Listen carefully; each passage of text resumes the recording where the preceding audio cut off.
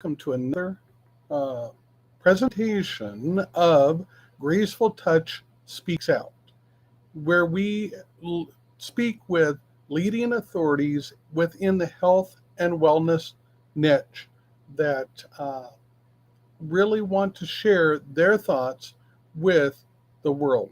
Today, we're going to be speaking about movement based therapy with Sheldon Victorine. With that said, let me bring Sheldon on in. Hello, Sheldon. How are you doing today? Hey guy, how's it going? I'm doing well. I'm doing well. Awesome. Well, thank Thank you for you. thank you for taking just a little bit of time to spend with me to talk about movement-based therapy. Yeah, absolutely. Hang on, let Yeah. me So tell turn me my. a little bit, before we get into the heart of the call and whatnot. Tell me a little bit about what what got you what's your background? How did you get to this point of talking about movement-based therapy? Not it itself, but what's your background? What's your story? Yeah. So I'm a certified athletic trainer by trade, as well as a strength and conditioning coach. And this kind of takes me a while back to. I spent some time in the military, and that's kind of really where I started to delve into kind of the genre of like fitness and health and wellness, and just kind of like taking care of your body. Through this whole time, I've always had this kind of keen sense of awareness, without actually knowing what I was doing in regards to recovery, the recovery aspect in terms of athletic performance. And that's something that I always found tried and true. I always found these people lifting heavy, not really doing the maintenance, and people would kind of watch me like foam rolling, and be like, "Hey, man, like, what are you doing? Why are you doing that?" And for the longest time, I didn't know how to answer that question. And that kind of started to kind of push my curiosity a bit further to where I've culminated this kind of accumulation of knowledge that I have now. I'd started back, doing the CrossFit thing, back before, like when it was cool, like in '09, like they were just starting to incorporate, like it was still very calisthenic based, very high intensity based. They started to incorporate like Olympic weightlifting, and that was kind of where I started to transition, because the first time I did a snatch, I was like, oh my gosh, I suck at this. And if I want to be competitive at all at the sport, I have to get my chops together in terms of figuring out like how to do a proper a proper sequence in terms of like snatch, clean and jerk, or Olympic weightlifting stuff. So I transitioned from CrossFit to lifting.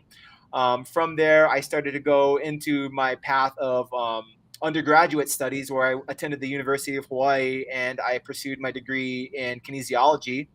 Um, and that's really where I started to kind of get a taste of collegiate based, or more program periodization, strength conditioning type stuff.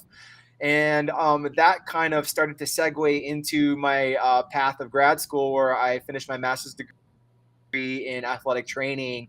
And through this whole time, I've accumulated knowledge that makes more sense in the rehab space, as well as the sports performance space, in regards to more of a holistic approach.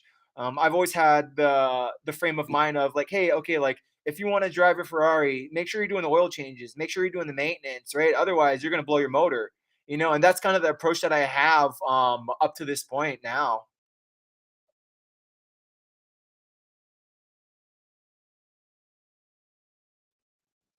Uh oh.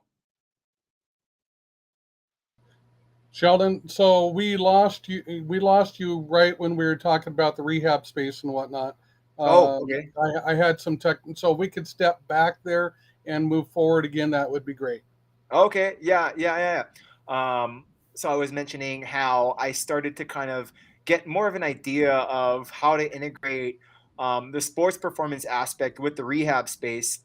Um, had I already mentioned kind of my studies through undergraduate through graduate school, and after pursuing my degree in athletic training, I started working in a few traditional settings, being high schools. I had helped out at a couple of universities as well, locally here in Oregon.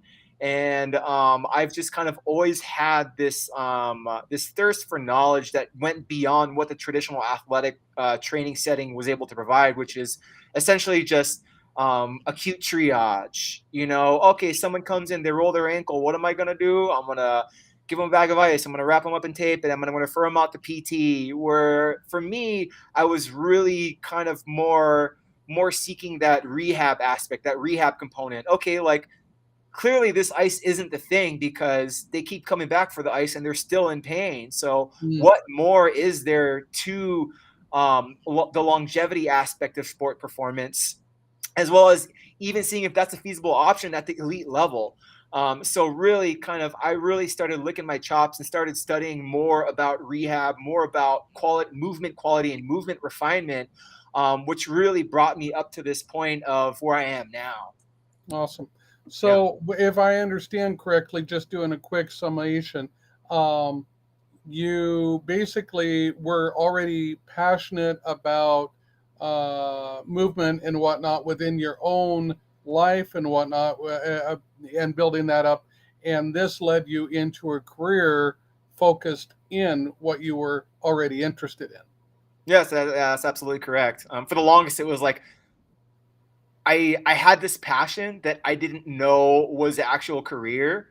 And then once I had that realization, I was talking to my wife, and then she was like, "Oh yeah, like this is exactly what you've been looking for. Like this is something to do as a career to make money at, and like be happy and passionate about doing." So that was kind of the beginning of the end, I guess, right? So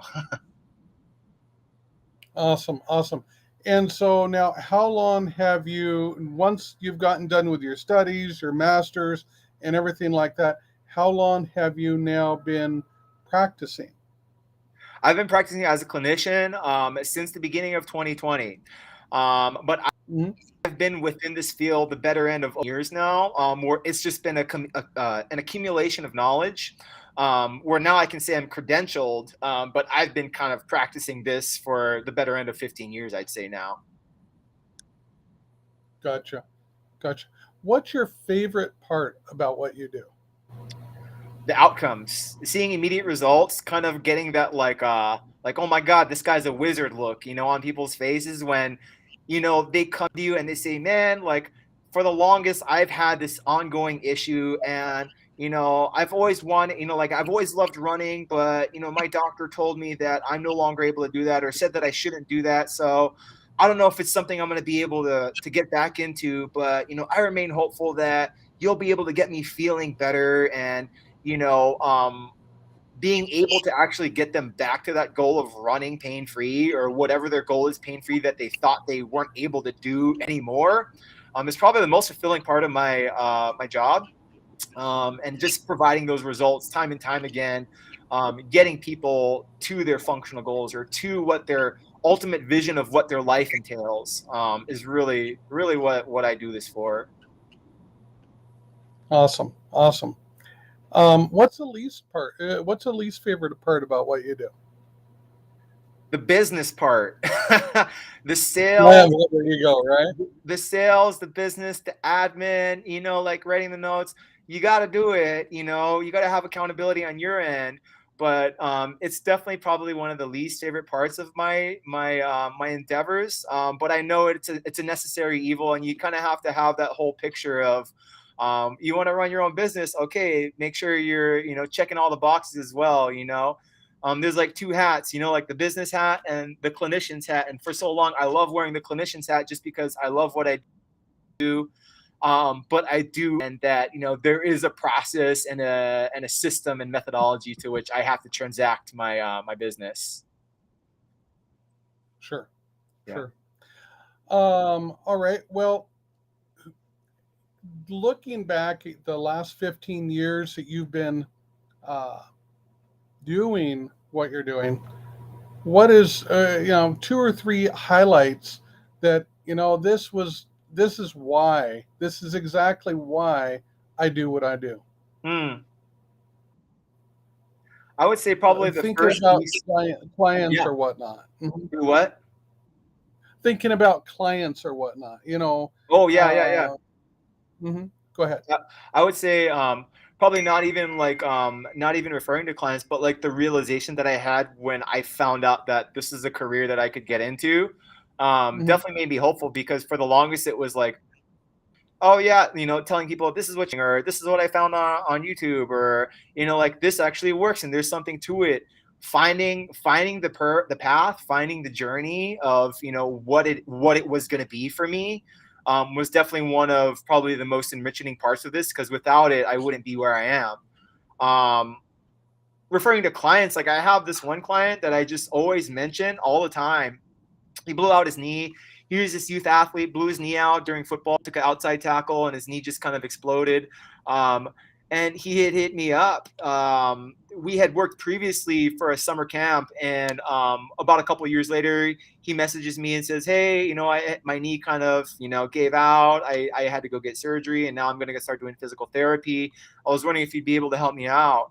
And kind of the prognostic outlook for him was, you know, doctor was saying, "Oh yeah, it's going to take about 9 months. You're probably not going to play baseball this year. We'll see what it looks like, you know, later on in terms of maybe getting you back into sports, you know, come next year." And this kid's about to be a senior, you know, so in terms of athlete development, you're definitely on that time constraint. So, you know, every day, every month, every second counts. Through working with me, we were always ahead of his prognostic outlook. Each time he had a follow-up, because he was doing physical therapy concurrently while seeing me. Each physical therapy visit, initially, you know, he was like, "Okay, yeah, you're on par, you're on par, you're on par." And when the visits started becoming less frequent, because physical therapy was insurance-based and he was coming to me, which was direct pay, as he was starting to get more spaced out, like about 3 months out, his physical therapist was like, "You're like way ahead of schedule. You're like at the 5 month mark, when right now we're only 3 months in." And even his physician was able to validate that.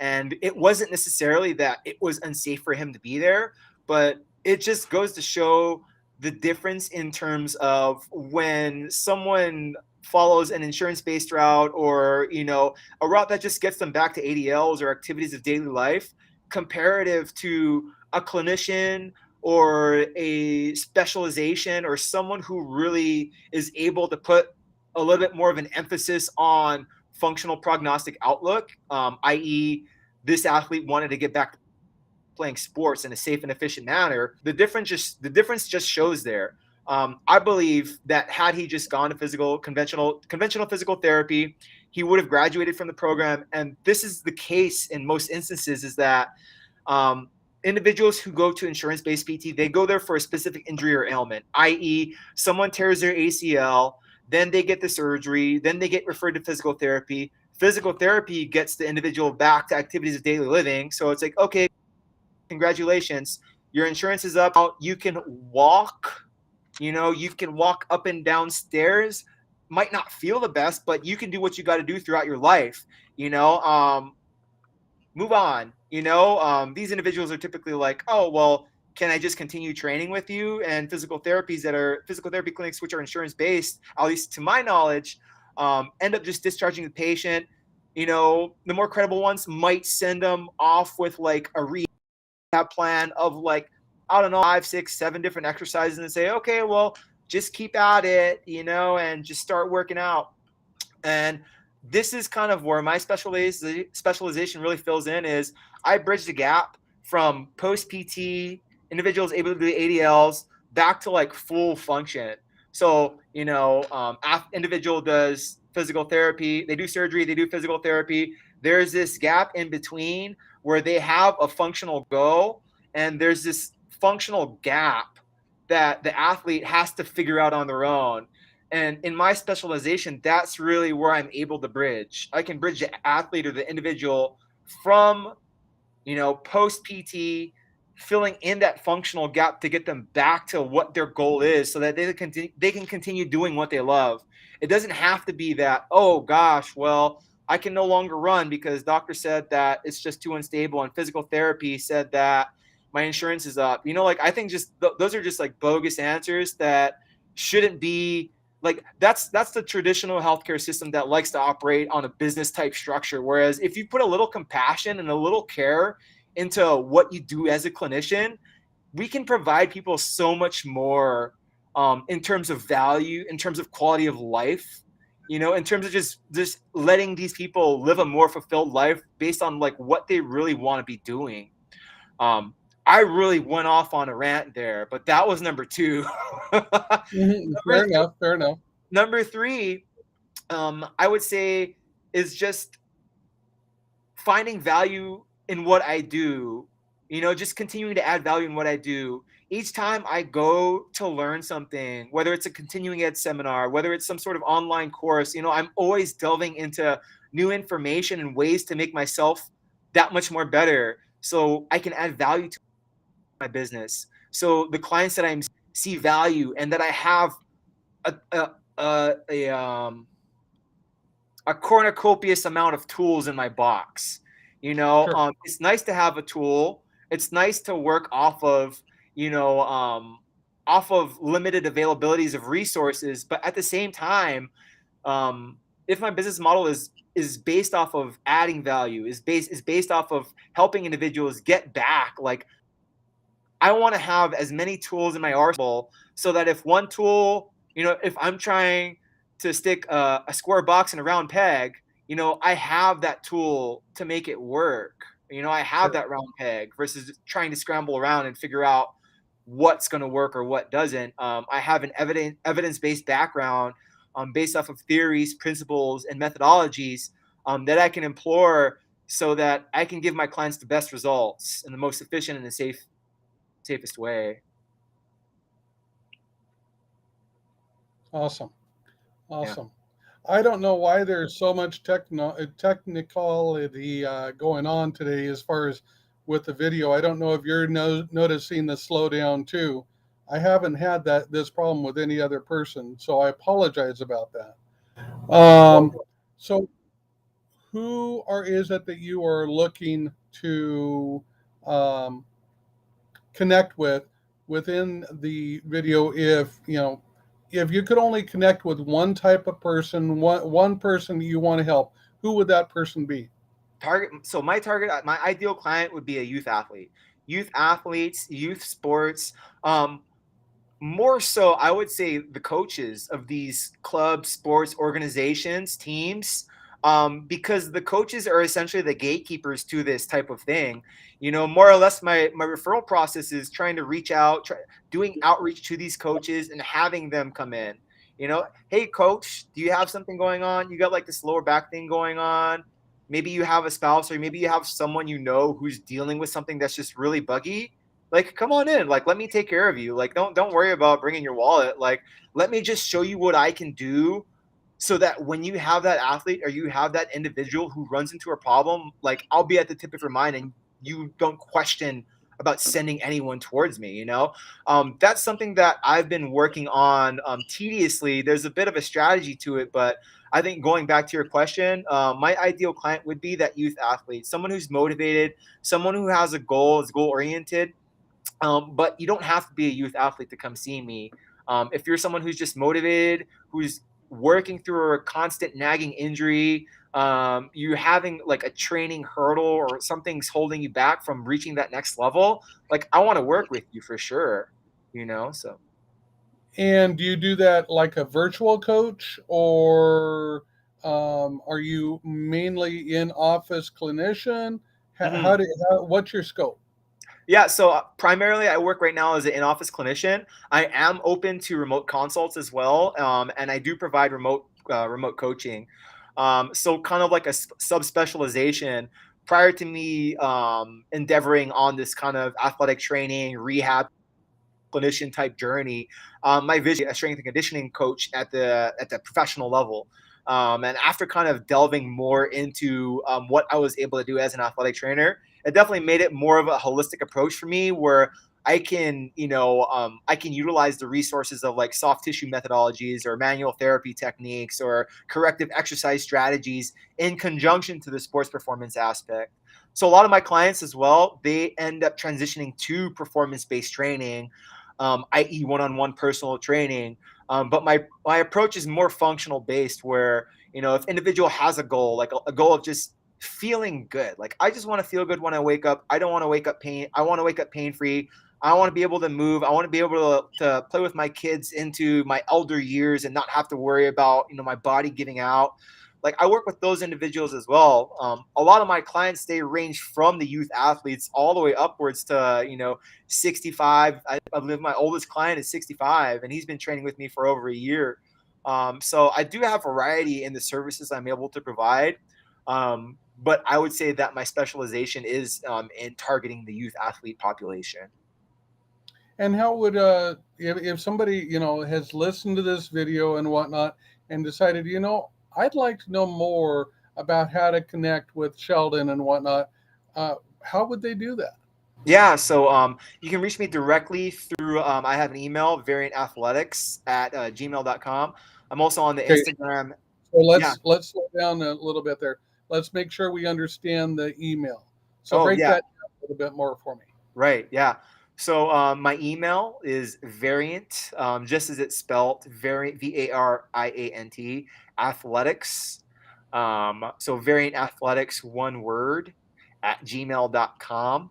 Okay. And then I'm also on the Instagram. Handle is at Variant Athletics. It's all one word. It's a V Okay. logo. So let's just go over that again. What's because a lot of times you hear different things about, okay, well, you got this, you call this number, and before you have a chance to get a pin, that number's gone. So let's Oh, just go yeah. right over that Instagram handle again. What was your Instagram handle? Yeah, it's Variant Athletics. So it's all one word. So the same thing as the Gmail, Yeah, just within Instagram. correct. Yeah. Oh, so And it's a big V with and it's encompassed by a black circle. So a black circle with a black V right inside of it. That's the logo. Potentially working on a rebrand right now, but for now, Variant Athletics. That's how you're able to reach me through there. And then also on the internet at variantathletics.net. We are a .net. okay. Variantathletics.net. So as long as people get the variant and they get the athletics, they can find you. Yes, sir. That is correct. They Awesome. should be able to find Awesome. me. So I'm going to put you on hold for one more minute and just kind of do kind of a personal shout out. Then I'm going to come back in. I'm going to ask you for one golden nugget you would want anyone to take away from this call. So hang Okay. on 1 second. My name is Guy Severson of Graceful Touch Massage Therapy, and we are here in Rapid City. We've been here for 5 years and growing, and we look forward to working with you within the massage, or you can find us out on Instagram, Pain Relief for You, where if you are like Sheldon, you can also set up to have your own featured uh, interview with me and reaching out to over 30,000 people. Now, with that note, let's bring back on Sheldon. And hello, Sheldon. Hey. Hey. So, um, out of everything that you've said, what would be the one thing that you would want people to take away as the golden nugget? Our golden nugget is don't be fearful of movement. Mm, Of course, education trumps that, right? So if I had to put one on top of the other, never stop learning. And if that thing you're learning about is movement based, you'll come soon to realize that movement is medicine. movement. I like that. Movement is medicine. Mm. Yep, absolutely. Cool. Well, Sheldon, thank you for your time today. And I just, again, if anybody is interested, especially youth, but doesn't need to be youth, is interested in movement-based therapy as a massage therapist, I would have to say movement-based therapy is super important Mm. because the more we move, the better the muscles are, the better the bones are, the better the body is. Mm-hmm. So thank you, Sheldon, and look forward to talking with you more. Go ahead and hold on the line for just a minute while I end the stream, and I'll be right back to you one more time. Awesome. Thank you, Guy.